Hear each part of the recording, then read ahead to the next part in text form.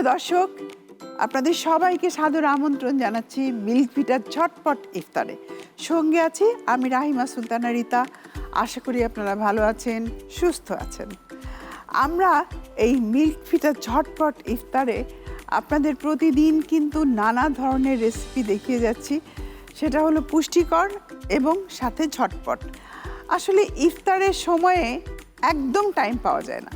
ওই সময় যদি একটু কুইক কোনো কিছু তৈরি করে ফেলা যায় তাড়াতাড়ি, তাহলে পরিবারের সবাই খুশি হয়ে যায় আর নিজেরও একটু ঝামেলা কমে, একটু শান্তি হয়, আরাম হয়।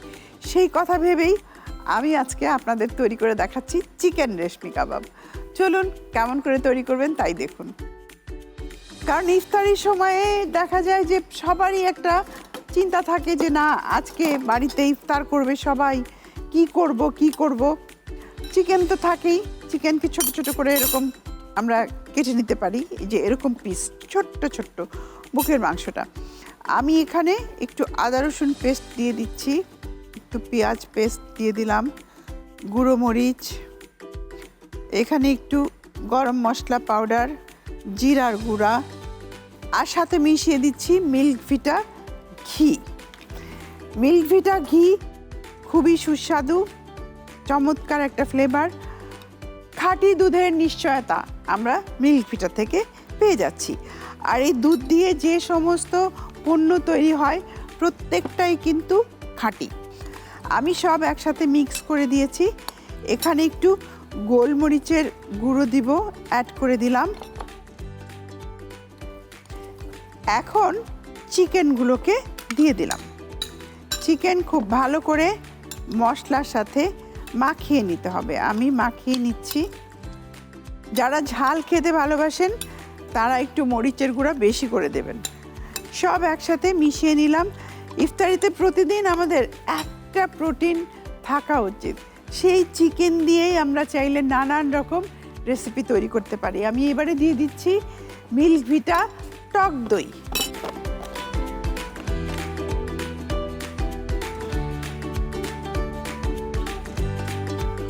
টক দই 2 টেবিল চামচ পরিমাণ যাবে।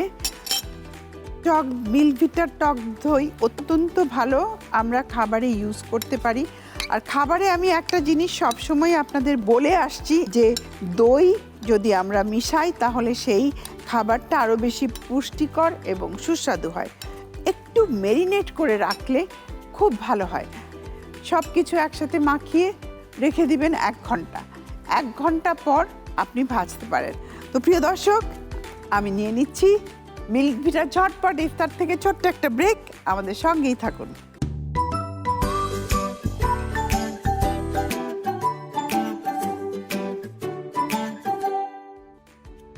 প্রিয় দর্শক, ফিরে এলাম মিল্ক ভিটার ঝটপট ইফতারের ছোট্ট একটা ব্রেক থেকে। এবার আমি গাঁথতে হবে। প্রথমেই হাতটা ধুয়ে নিতে হবে ভালো করে। আমি হাত ধুয়ে নিয়েছি, কারণ আমরা যখনই হাত ব্যবহার করব অবশ্যই আমাদের হাইজিনটা মেনটেন করতে হবে।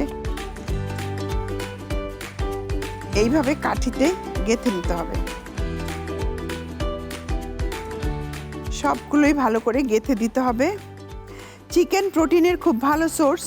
এটা বাচ্চাদের জন্য অত্যন্ত দরকার, বিশেষ করে বাড়ন্ত গরমে তাদের প্রোটিনের চাহিদা অনেক বেশি থাকে। সেই জন্য প্রতিদিন তাদের মাংস, দুধ, ডিম এগুলো যেন তাদের খাবারে থাকে সেটা আপনাকে অ্যাসিওর করতে হবে। আরও একটা জিনিস, একটু বয়স্ক যারা আছেন দেখা যায় যে সারা জীবন নিজের দিকে খেয়াল করেন না, ছেলে মেয়ে স্বামী সবার দিকে খেয়াল করতে করতে তার যে একটু বডির চাহিদা থাকে, তার ল্যাকিং ক্যালসিয়াম, আয়রন এগুলোর যে ডেফিসিয়েন্সি হতে পারে সেই জিনিসগুলো মনেই থাকে না, মাথাতেই থাকে না। শুরু হয় আফটার 40-তে গিয়ে, বাচ্চা কাচ্চা তখন বড় হয়ে যায়, যার যার জীবনে চলে যায়, তখন দেখা যায় হাঁটু ব্যথা, নানা রকম সমস্যা।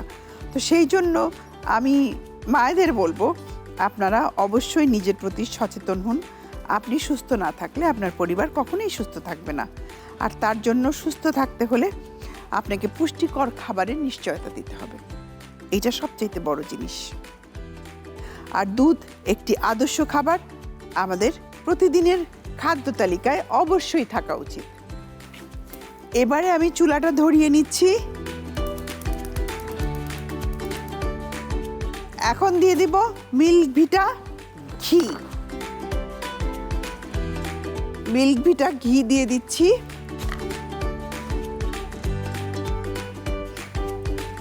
ঘিয়ের ফ্লেভারটা এত ভালো আসে মিল্ক ভিটা ঘিয়ের যে কোনো খাবারকেই অনেক গুণ স্বাদ বাড়িয়ে দেয়।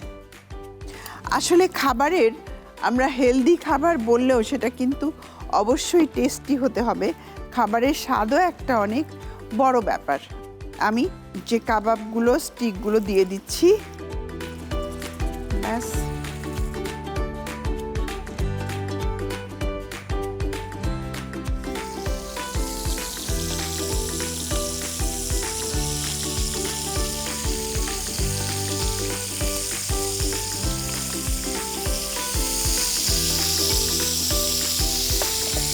ইফতারিতে একটু এই ধরনের খাবারগুলো কিন্তু বেশ ভালো লাগে, কারণ দেখা যায় যে একটু ঝাল ঝাল আমরা যদি বিশেষ করে কাবাব তৈরি করি, তার সাথে পরোটা, নান আপনারা বাড়িতেই তৈরি করে ফেলতে পারেন, অথবা আপনি চাইলে নান পরোটা নিয়েও আসতে পারেন। পাশে নান এবং পরোটা দিয়ে আপনি চাইলে আরাম করে এই রেশমি কাবাব খেতে পারেন।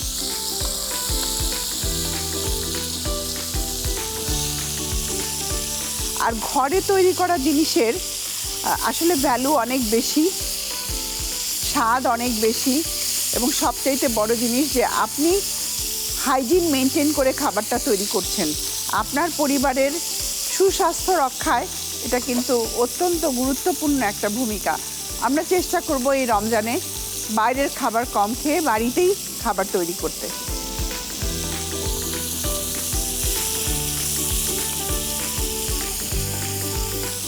এবারে আমি টমেটো ক্যাচআপটা দিয়ে দিচ্ছি। আপনি চাইলে দিতেও পারেন, নাও দিতে পারেন, তবে ক্যাচআপটা দিলে একটা চমৎকার গ্লেজি ভাব আসে, খেতেও ভাল লাগে।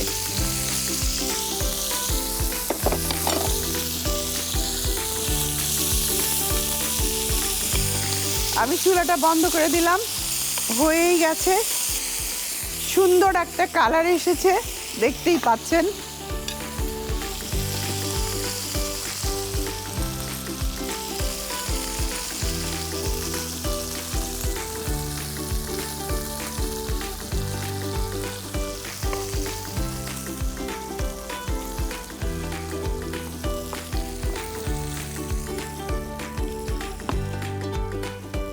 দারুণ একটা খুশবু বেরিয়েছে। বিশেষ করে আমি মিল্ক ভিটা ঘি দিয়ে যেহেতু ভেজেছি সেই কারণে। আমি এখন একটু পুদিনা পাতা আর একটু টমেটোর ফুল আছে দিয়ে সাজিয়ে দিচ্ছি। কাবাব বলে কথা, সেই কাবাব যদি সুন্দর করে সাজিয়ে না পরিবেশন করা হয় তাহলে বলুন ভালো কি লাগে? লাগে না। সেজন্য আমরা যেটাই রান্না করব চেষ্টা করব একটু সুন্দর করে সাজিয়ে গুছিয়ে পরিবেশন করার জন্য। প্রিয় দর্শক, তৈরি হয়ে গেল ইফতারের জন্য আমার রেশমি কাবাব। রেশমি কাবাবের সাথে একটু পরোটা যাবে, আর তার সাথে 1 গ্লাস মিল্কশেক। ব্যাস হয়ে গেল পুরো ইফতার।